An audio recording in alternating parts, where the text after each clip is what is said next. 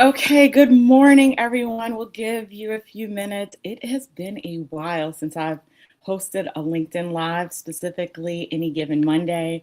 I'm really happy to be here. Again, my name is LJ Finney, company is N18, and today's conversation is about recalibrating leadership for 2026. And the benefit of that is, or the conversation just in generally is, or in general, is for any leader that is thinking about how they want to approach 2026 in a different way.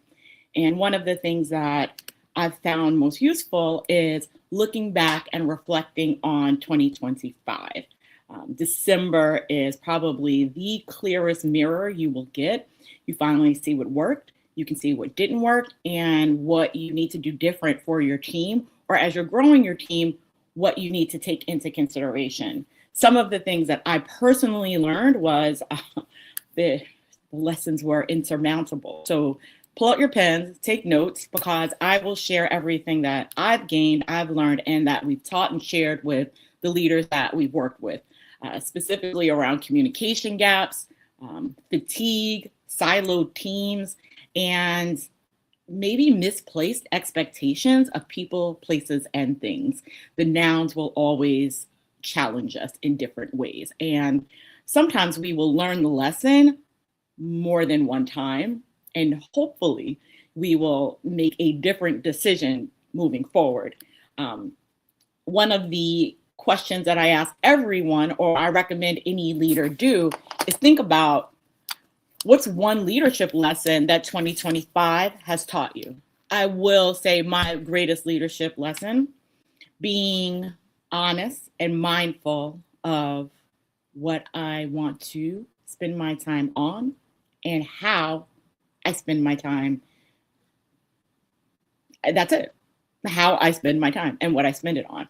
And looking at what investments I'm making in myself and the investments I'm making in others that are able to grow and amplify. So a few things that happened this year that were really exciting. I brought on an admin, and if anyone knows this conversation, I've always brought on an admin.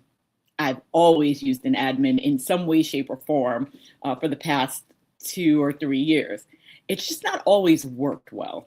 And I am to blame. I would say that the leadership lesson is that I have mismatched expectations.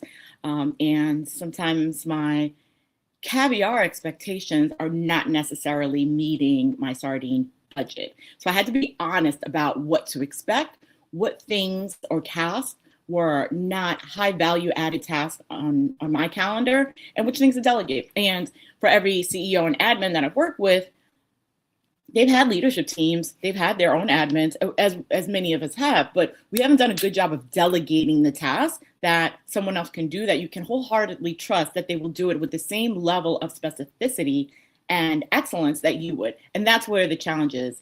Can I do it best, or should they? So that was my aha moment. And the leadership lesson that I learned was, outside of we know to document procedures, but really lean into letting go and spending your time elsewhere. So that was a big one for me, especially around RFP writing and being part of RFP teams.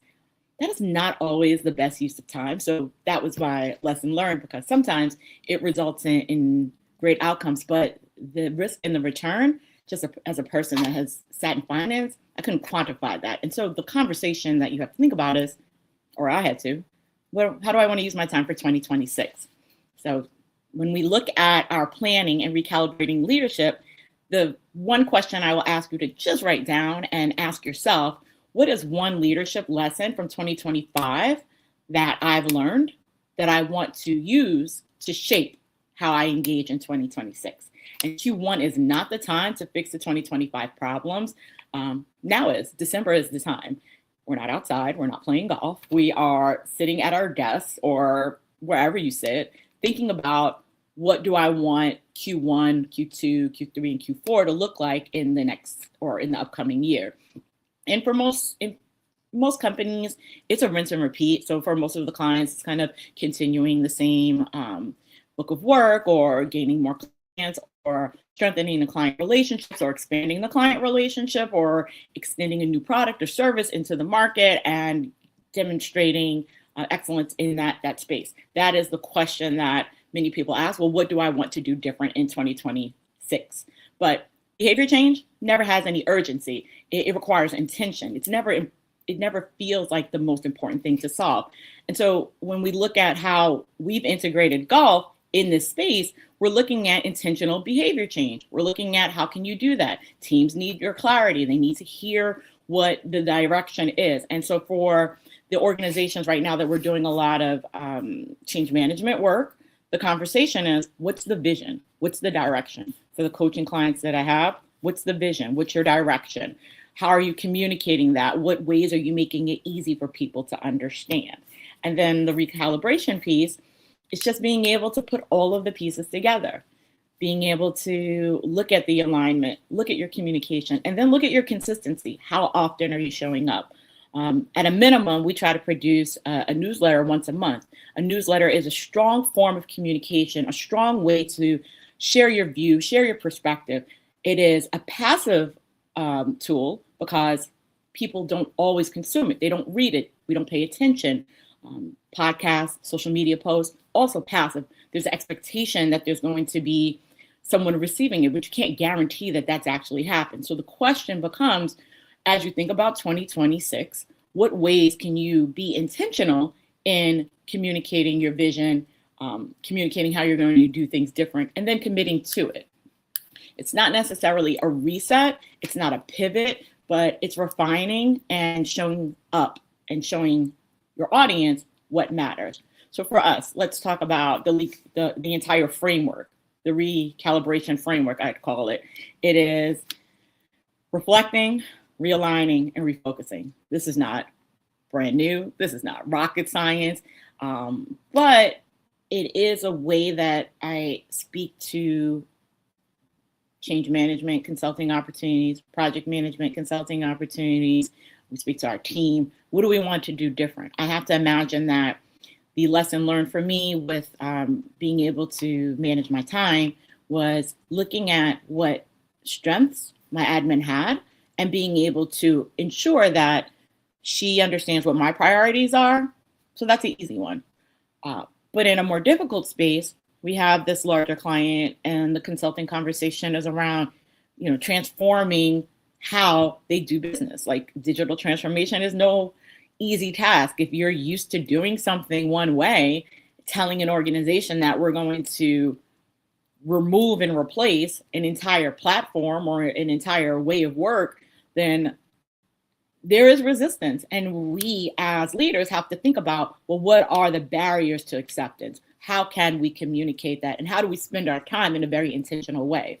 One-on-ones seem to be very difficult because you just don't have the time to do that. So how can you use groups? How can you use other tools and other modes of communication to improve that? And then understanding communication needs and styles is equally important, because we are using, so in the coaching, in the work, because coaching is like just a component of it, but it's more the strategy of how you want to approach this problem. Have some very lovely CEOs that I work with, and what we look at is their communication style. We look at their communication style, but we also look at their C-suite's communication needs. How do they need to be informed? How do they need to be updated? And while it's a difficult relationship to manage, it actually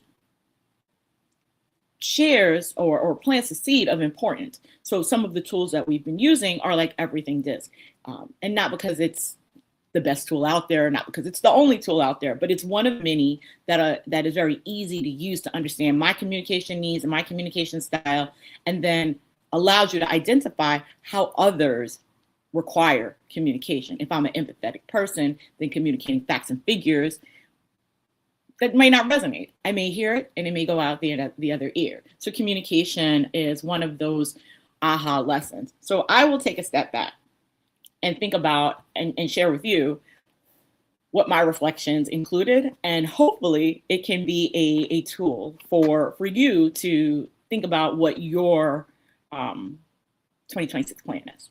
Well, one, we had a wonderful golf event that we invited a few of our clients to. And it wasn't our event. It was for Finer Life Golf because I love to give back and I love to teach children golf. Like it is something that I personally find enriching. It fills my spirit and my soul.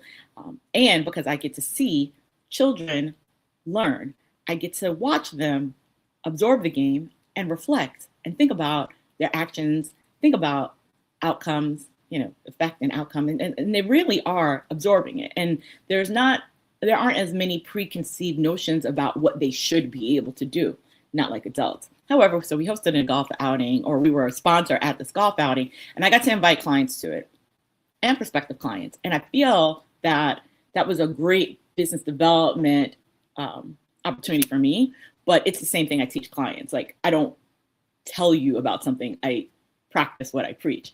And I will tell you, if you are thinking about business development for 2026, I want you to sit down and look at all of the golf events you attended or that you did not attend because you did not think that you could play, or you did not think that it'd be a good space. Or maybe you attended and you only went to the dinner and you missed out on the golf. I'd like you to be intentional about adding golf to your business development agenda for 2026. And if you have questions about how that relationship mapping and the strategy of it works, feel free to reach out.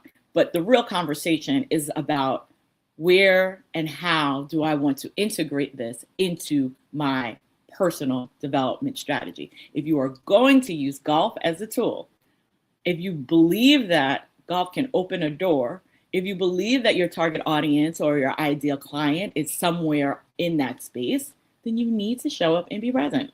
And there's just nothing else I can say about that. So think about that, and think about how, and think about it now. Because if you're saying I'm going to play in my client fundraiser, my client is on the board of this event and I want to support that client, I want to attend that fundraiser, I want to not just throw money at it and donate, I want to be present and in the room, then my recommendation is obviously be in the room. And you can start in January. Will you be an expert golfer by April, May, June, July, August, September, October, November when these golf outings happen? No. But if you are being intentional and you're showing up, then maybe you're sponsoring a foursome. Maybe you're bringing prospective clients. Maybe you're sponsoring a hole. Maybe you're using your time and your effort and your talent to position your business and network with others. So one of the strategies we teach in that business development component is how can you empower your entire team to be lead gen tools or cultivate lead gen at these outings. So that's the strategy that you can use. I'd say our golf outing went really well. I hope to see you next year. It will be held on July 31st. It is obviously benefiting Finer Life Golf, but the real conversation is, would you like to be a sponsor? I think you should. And bring a foursome of your clients so you could just have a good time, entertain them, get to know them, and any prospective clients, actually. So that's one. Two, the Goldman Sachs 10,000 Small Business Summit. That was a highlight for us in 2026. And the reflection of that summit was, one, strong relationships are built over time.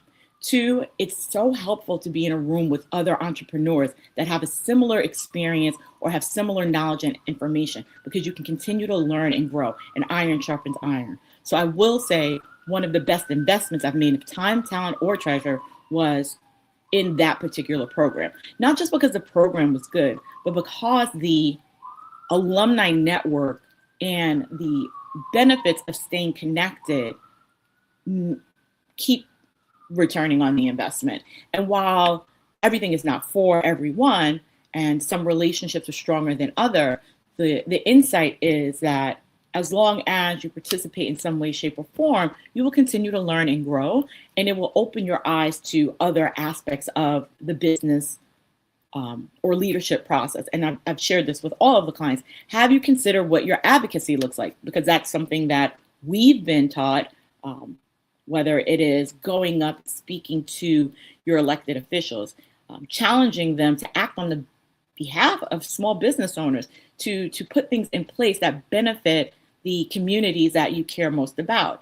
And so that advocacy component, while we don't always look at the government affairs or government as part of the ecosystem of your business, the lesson learned in 2025 for me was my voice matters as a small business, my advocacy, and my ability to understand what the elected officials are focused on and help direct them to the things that matter to me as a small business owner are important. So I learned that from peers. You know, I have a number of individuals that I've met through Goldman Sachs or met through other programs that have become friends or colleagues. And we see the role that the elected officials play in shaping access to capital, shaping the feasibility of some of these programs that are put in place. I will say firsthand, I am in the midst of filing for an application to do business with a certain entity. And some of the questions that they've asked are counterproductive. They're not aligned with really doing business, but it made me think about, well, how can my voice support or change this policy? Or how can my voice and the experience that I have become a testimonial of why this needs to change, or how it's inequitable policy or practice that is maybe illogical. As a person that loves operations and loves standardization, process, and efficiency, this is a bad process. So what can I do to make it easier for the next business owner behind me, that so they don't have to experience the same? And like, how do I make it a personal opportunity? Well, not just personal, but how do I take my personal experience and make it an opportunity for change that improves the experience for minority women business owners, or for small business owners, or even the term that has kind of captured what my business represents, a micro business. I'm a small entity. I don't have a lot of employees. I use 1099s. And so what can I personally do to affect change and improve the outcomes for other business owners? Because one day I might be a billion-dollar industry, but today I am a small business owner that has a finite amount of time. And so before someone drains me of that time, I need to think about how I will support others, and not just myself. So that's one. You can always give back in that, but you can also generate more revenue and relationships and just improve the outcome for the society in general by taking an intentional step. So that was number 2. And then another point of reflection was I hired someone to update my website. And if you saw it, it was excellent.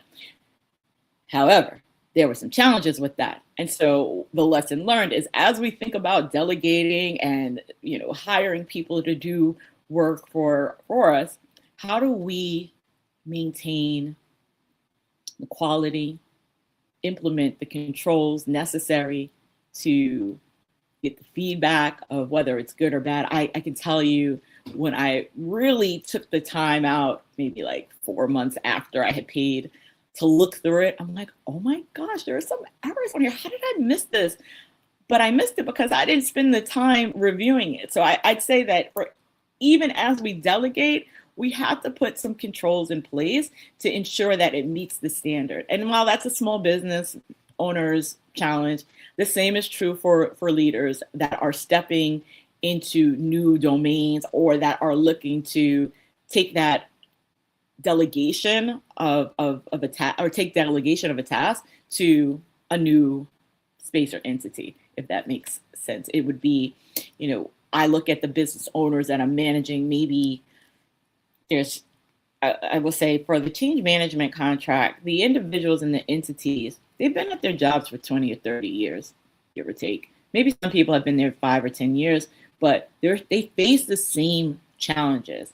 How do I delegate and allow someone else to do something that I would be really great at, or that I do really well? And how do I not micromanage them, but review the content in a way that allows me to provide constructive feedback, that allows them to continue to be engaged and not disengaged, and allows them to grow and thrive in the role and start to add their own vision, their own ideas to it, and not stifle their growth.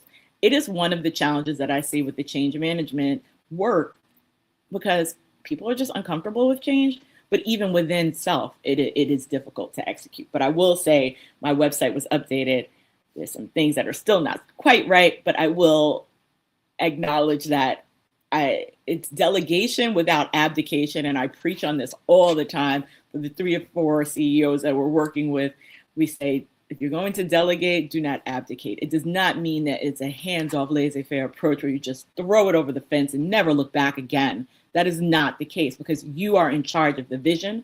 You are in charge of execution. So how do you delegate and not abdicate? The question that you must ask yourself as you think about how to free up more time so you can do the work that generates the revenue, or that retains the client, or that is the magic that made you the CEO or the president or the person in charge, the manager, the leader, whomever you are. One of my coaching clients, she often asks, how do I support my team? Like, I'm looking for different ways to grow them.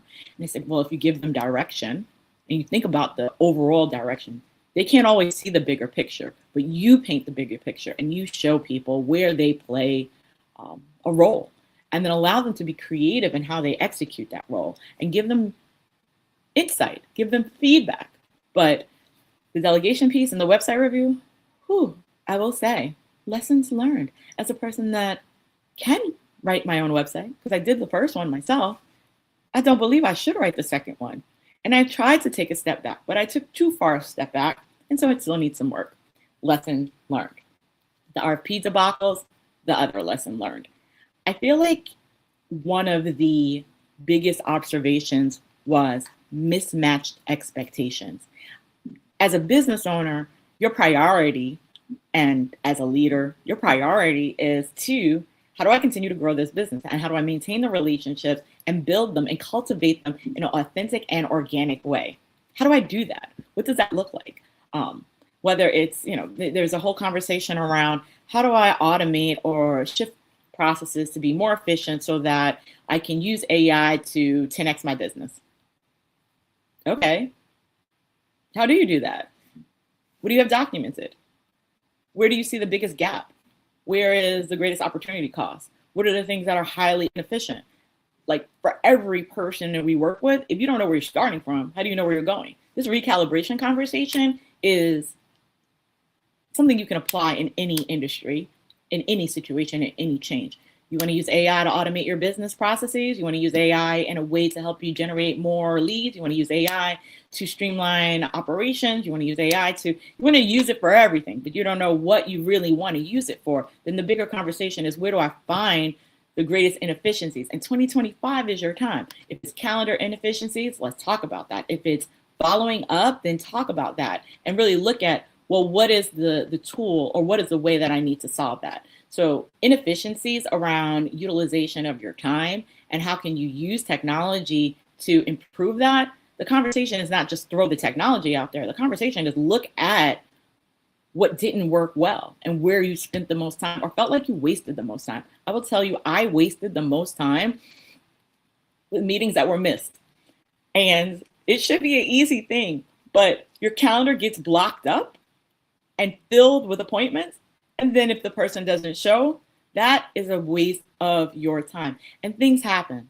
I get it. Like, nothing is guaranteed, and we are always moving and addressing emergencies and issues. But the time blocking or carving out time that if the meeting didn't happen, it wouldn't impact your day, that has probably been the most valuable pivot that I've made. And time blocking is not a new concept either, but actively using that as your strategy, or actively using that or applying it or living by it, that's a different conversation. It's like, I have the gym membership, but I don't necessarily go to the gym. You have to use it. So time blocking was one of the strategies that, how many books have I read it in? Multiple. But time blocking was one of the strategies that I used to carve out the meeting time and just honoring that and adhering to that. I will say the other thing that what did work was finding accountability groups that are actually full of accountable people. That mattered. It mattered because when you start to feel discouraged, or you start to feel distracted, or you're pulled in another direction, these accountability groups kind of keep you focused on the bigger picture and the prize, and not pulled in a million directions, but looking at the thing that matters the most. And one of the tools that I've used that I felt was very helpful, and I will go back to, was the 12-week year, not because of the book itself, and not even just because of like the accountability group. It was the cadence and the process around creating SMART goals that were broken down into actionable week by week tasks. I found that extraordinarily helpful. And so I share that with you because whatever your plan is, decide it and stick to it and give it time to work. Don't just magically pivot. I will also say I had the best experience with my retreat clients. I really enjoyed them. I enjoyed working with them. I enjoyed bringing their visions to life. And I think that, or I know that, the unique experience was based on our ability to pare down, extract out what it is they wanted to accomplish. They wanted to create community. They wanted to create an environment that broke down silos. They wanted to get people more engaged. There were so many different reasons that the CEO or president reached out to ask about a retreat. I did a board retreat most recently, maybe like last month, and the vision of the president was, I need them to be engaged. I need them to see the vision, and I need them to think about how they want to add to it. And I had so much fun designing that I look back and I think about what were the lessons learned. The lessons learned were leaders with vision. Sometimes they just need someone that's not going to just tell them yes. Sometimes they need a strategic thought partner. And that's where we add the most value. And I enjoyed that the most. This opportunity to work with the board, the reason it worked in the way that it did, one, we got to survey the board to understand their position on the president's views and the work they were doing. So two separate streams of consciousness and research brought together to create an event. So that was one of the strategies I used. Two, making everything experiential. Like that is where I love, or where we thrive as a company. Experience-based learning. It is exciting. It resonates. It helps people remember. It's not just another activity or exercise. It's something that is directly designed to help them remember the specific thing. And I'm very excited for the this particular client, because post-retreat, it doesn't end there. That's just, the work is just beginning. You sat in a room together. Accountability comes on month 1, month 2, and month 3 post-retreat. And that's where I think that leaders have the greatest opportunity for growth. They have the greatest opportunity for long-standing, long-lasting change. It's not just by delivering the event, it's what happens next. So we put all this work and effort into designing it, but how do we keep the momentum? How do we maintain that? So I'd say for that client, I'm excited for what's to come. And for the other client, where we were really focusing on their entire organizational culture shifting, I'd say the biggest value was being able to hear the voices of the people. I love surveys. It is the greatest way to gather data. It is the best way for you to understand what the position of the people that you're serving are. Sometimes we are afraid to hear the difficult things, but getting feedback is the greatest mirror. And I love a mirror. So if you're going to look in the mirror and you're going to be self-aware, let's look at what's working, the feedback, and the insight and input that people are giving.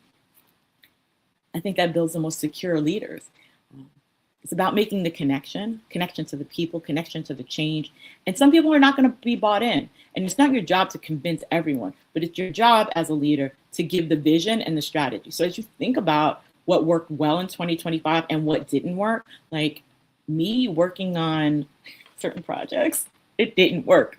And I've come to the realization that strong leaders need strong leaders. And that just is what it is. But that is a lesson learned about what my priorities are. And as you think about what your priorities, be honest with yourself. What is important to you? Transparency is important to me. Integrity is important to me. Being able to uplift as I climb that's important to me. So how do I put myself in spaces that do that? And golf is important to me, but you already know that. So if your organization is thinking like, how do I bring people together and get them excited? How do I help align everyone so that they're all working together? We don't have these silos. We're looking at a more cross-functional space where, I'm in a nonprofit space. I need to capitalize on this wealth of information that my board has. My board is so talented. So like I said on the board too, they're so talented. I need an external me to help me pull out the things from my board that I get from other people. How do I know that? Because sometimes we are in our own way. It happens. But in this case, how do we extract out the greatest insights from our board members so that we can take that information and create plans to execute and layer it onto strategy and layer it onto the vision so that we can actually do something, not just ideas in the universe, but things that we want to actionably address in the new year. How do we do that? Well, I say a retreat is your best way, taking people out of the space, out of the places that they sit on a normal basis, putting them into new environments and creating inertia, creating that an explosive and exciting engagement, because ideas and being able, if you're open-minded and you sit in those spaces, the number of ideas that get generated, abundant. The ability to pair through those ideas and identify the ones that can offer the greatest results real time. That's where the science is. It's not just about facilitating. It's about utilizing, and maybe this is just a me thing, it's utilizing the business analysis, the project management, and the change management together to work with leaders and help them find the most actionable path forward. What does change look like? How do we want to communicate it? How do we want to gather feedback? What does the vision of your organization look like? How do you want to capture that? It's not just a Google form that is a survey. It is, who do I need to talk to? Maybe it's a RACI chart, like who's responsible, accountable, who just needs to be informed, or who needs to be consulted. Using all of the tools to pull out and think about, what does this retreat and offsite experience need to look like? What do I want people to leave with? What do I want them to do once they've gone? And how do I want to hold them accountable for that so that we don't return 12 months from now and we're having the same conversation? What does change look like? What does transformation look like? And what does success look like? So the quick questions I'll say, because I am a little bit over time, but I am so glad you joined me for this final Any Given Monday. I was going every week and then I stopped. And what I realized is that I could not do anything every week, but on Any Given Monday, hence the name, hence the title. I don't like football. So what's one thing that you would want your team to do different in 2026? What is one thing that you want your board, for my nonprofit clients and for those that are leading nonprofits and they're in the leadership roles, not necessarily on the programmatic perspective, but maybe even from a program perspective, what's one thing that you want them to do different in 2026? Whether it's like, I've got this masterful relationship mapping exercise that I get to do with some of my clients. So engaging, it really is about doing the diagrams to figure out how do you want to capitalize on the existing relationships you have. And if you want me to continue doing Any Given Monday lives, drop me a DM and send me some topics that you want me to discuss. I can tell you how to do an executive retreat. If you're going to plan it on your own, I can give you some DIY, but it's always fun to have someone executing, because I get to be the mediator, the moderator, and the person that hears all of the voices, especially if you have very strong voices. The one thing I will say about the boards and the people I work with, tremendously talented. No, everyone brings a unique and valuable perspective. But the problem is they talk past one another. They are literally saying the same thing. And when you're in that room, to be able to moderate the conversation, to facilitate the conversation, to gather all voices, and to really help the quieter voices be heard, that's where the gift and the talent is of using someone else. So anyway, what's one thing that you want to do different in 2026? And if there's a topic you want to talk about, like how am I going to use golf, call me, DM me, I am excited to share that with you. Thank you for spending your time today. Recalibration, it's not a decision. It's not a reaction. It is, well, actually, it is a decision. To recalibrate, it's a choice. It's I choose to do something different than last year, and I'm doing it based on information, not from a finger in the sky, not from something that I've seen on social media, but it's intentional. So recalibration is actually a decision. And if you're ready to bring this alignment into your business model, into your organization, onto your teams, and just into the community, whether it's your new grads, your associates, your middle managers who are often the most neglected community, and then neglected because they kind of sit in the middle and they don't really have the support necessary to craft the vision, but then they're also the ones trying to like keep the fires out. Let's talk. Let's talk about what 2026 looks like and how any team can support you. I appreciate you. See you soon. Happy holidays. Don't forget to send all of your holiday cards, and thank everyone for their time. Book time with us, and we'll see you next year.